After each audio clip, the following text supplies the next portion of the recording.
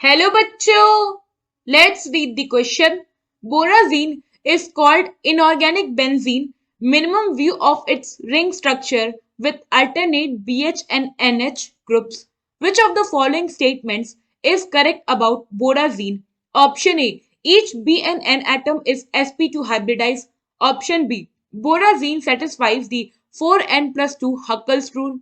Option C, like organic benzene, Borazine does not give addition product with HCl. And option D, borazine contains dative p-pi bond.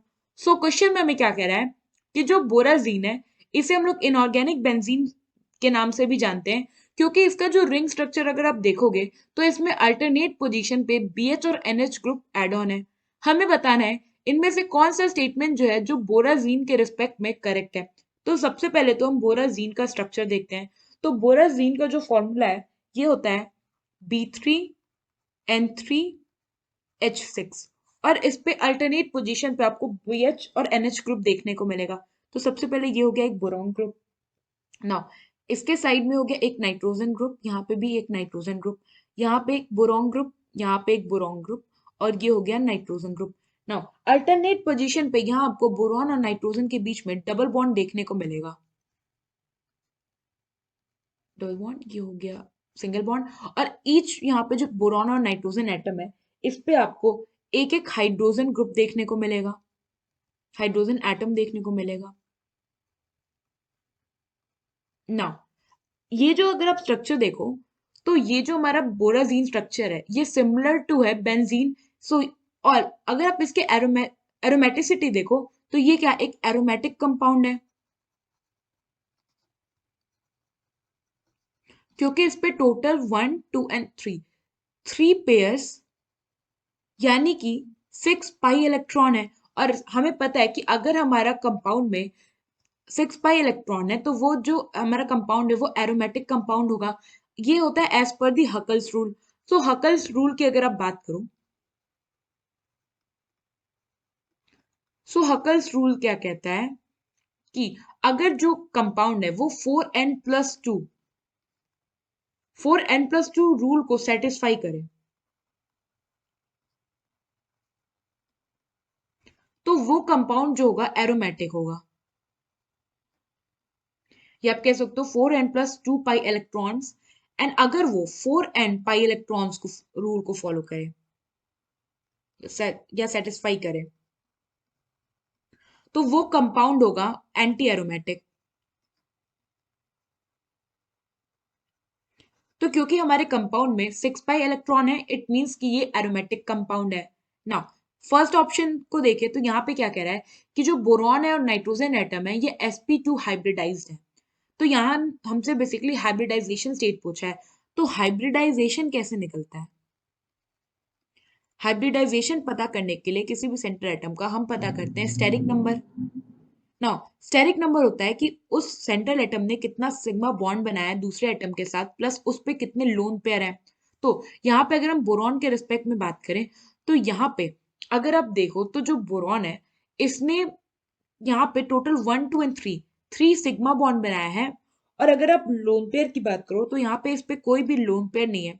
तो it means कि इसका जो hybridisation steric number है वो है 3 है। और स्टेरिक नंबर 3 क्या बताता है कि इसका हाइब्रिडाइजेशन जो है ये है sp2 यानी कि ईच बोरॉन जो है ये sp2 हाइब्रिडाइज है ना।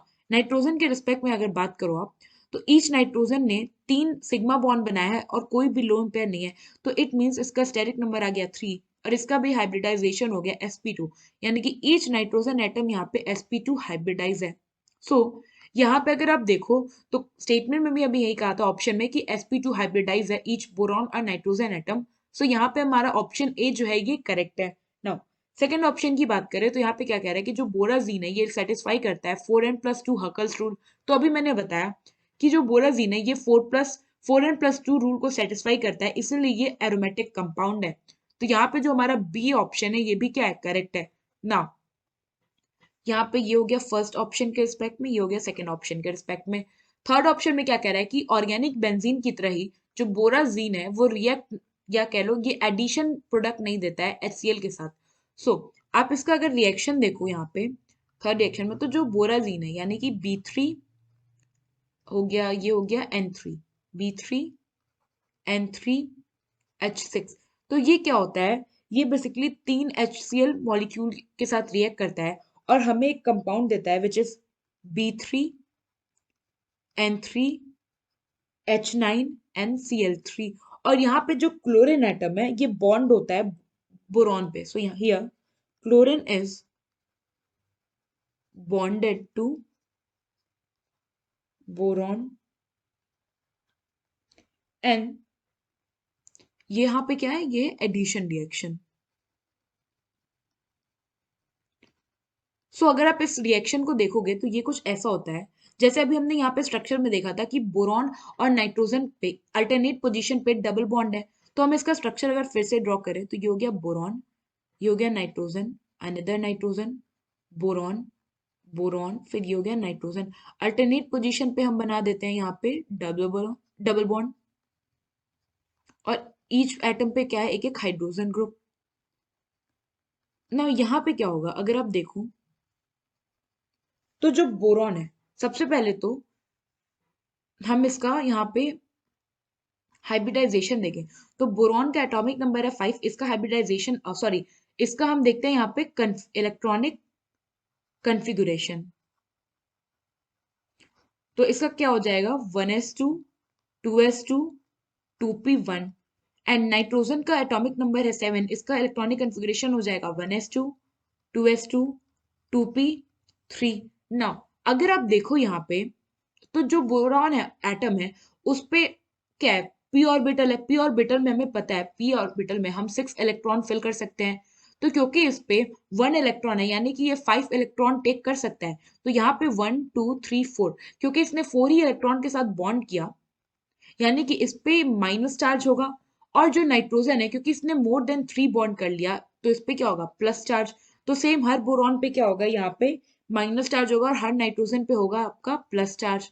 अब क्या होता है कि जब ये 3 मोल HCl के साथ रिएक्ट करते हैं, हमने 3 मोल लिया HCl तो यहाँ पे हमें ये जो डबल बॉन्ड होता है वो ब्रेक कर जाएगा और अब हमें कुछ ऐसा प्रोडक्ट देखने को मिलेगा।